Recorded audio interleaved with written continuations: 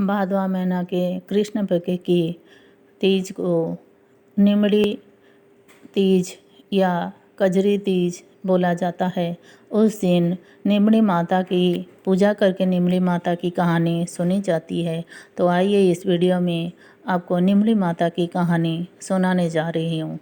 एक शहर में एक साहूकार और साहूकारनी थे।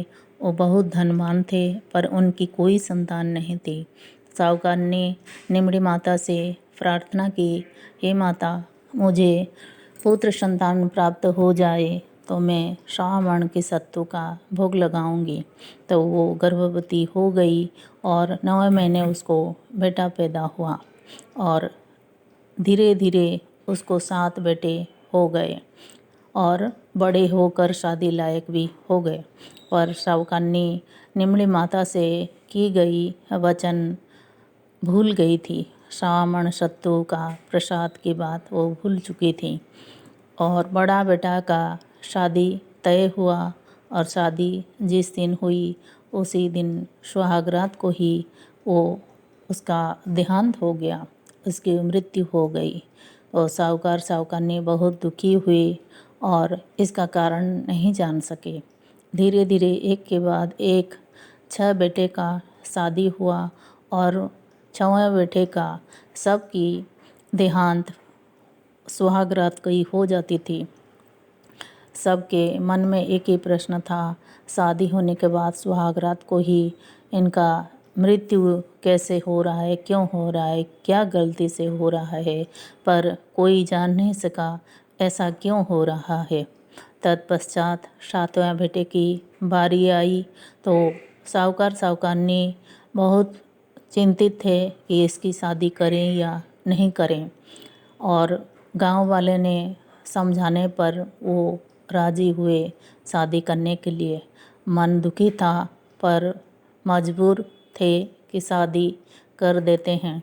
तो साहूकारनी बोली, इस 7वें बेटे का कोई दूर शहर में जाकर शादी करेंगे तो शायद ही इसकी कुछ मंगल हो सके। तो साहूकार घर से निकलने लगा लड़की ढूंढने के लिए। रास्ते में देखा कि कई लड़कियां, 5-7 लड़कियां आपस में खेल रहे हैं और बतिया रहे हैं। बालू से घर बनाकर खेलते खेलते सब तोड़ रहे थे, पर एक लड़की उनमें से बोली, मैं अपना घर नहीं तोड़ूंगी, बनाया हुआ घर नहीं तोड़ना चाहिए। तो साहूकार को वो लड़की बहुत समझदार लगी। जब वो लड़कियां खेलकर वापस अपने घर में जाने लगे, वो उस लड़की के पीछे पीछे आकर उसके माँ बाप से बात कर कर वो अपना बेटा का शादी वो लड़की से पक्की कर दिया। तो शादी का तारीख भी पक्की हो गई, पर साहूकारनी बहुत चिंतित थे और चिंतित होने के बावजूद भी शादी करना पड़ा। और जिस दिन शादी थी, लड़की की माँ लड़की को बोली, तो निमड़ी माता की आज व्रत रखना और जहाँ पर भी रास्ते में निमड़ी माता दिखे तो पूजा करना और थोड़ा सा प्रसाद लेकर और बायना निकाल कर जो सत्तू का बायना सासू माँ को दे देना। तो वो गाड़ी में बैठ गई और रास्ते में साहूकार अपनी बहू से खाने की बात पूछा तो बहू बोली, आज तो मेरा व्रत है, निमड़ी माता का व्रत है और मैं नहीं खाऊंगी। तो रास्ते में उसको निमड़ी माता की टहनी दिखी, तो वो उतर कर निमड़ी माता से पूजा करने के लिए सारी सामग्री इकट्ठा करने लग गई। जैसे ही वो पूजा करने लगी, निमड़ी माता पीछे हट गई तो वो आश्चर्यचकित रह गई और वो माता से पूछी कि माता, आप मुझसे क्यों इतना अप्रसन्न हैं, आप पीछे क्यों हट गए, मुझसे कोई गलती है क्या। तो निमड़ी माता बोलने लगी कि हाँ, तेरी भी आज सुहाग जाने वाली है, क्योंकि तेरी सासू अपना जो बोला हुआ वचन को पूरा नहीं की है आज तक, और सारी बात बताई माता। तो वो बोली कि माता, मेरा जो परिवार उजड़ा हुआ है आप ही सुधारोगे, क्योंकि माँ अपने बच्चों की गलती को नहीं पकड़ते हैं, और इसीलिए आप भी मेरी सुहाग के साथ साथ मेरे जो भी जेठ गए हैं, जो जिनकी मृत्यु हुई है, सबको जीवित करना। मैं फिर से और एक बार श्रावण के सत्तू का प्रसाद लगाऊंगी, और जो पहले की श्रावण के सत्तू का भोग भी लगाऊंगी।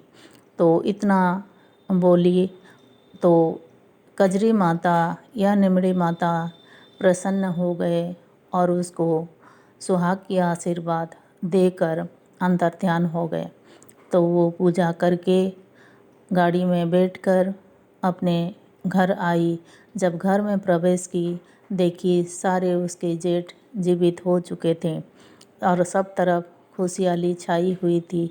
एक तो नई दुल्हन आने की खुशी, और एक 6 जो मृत जो मरे हुए बेटों की आने की खुशी।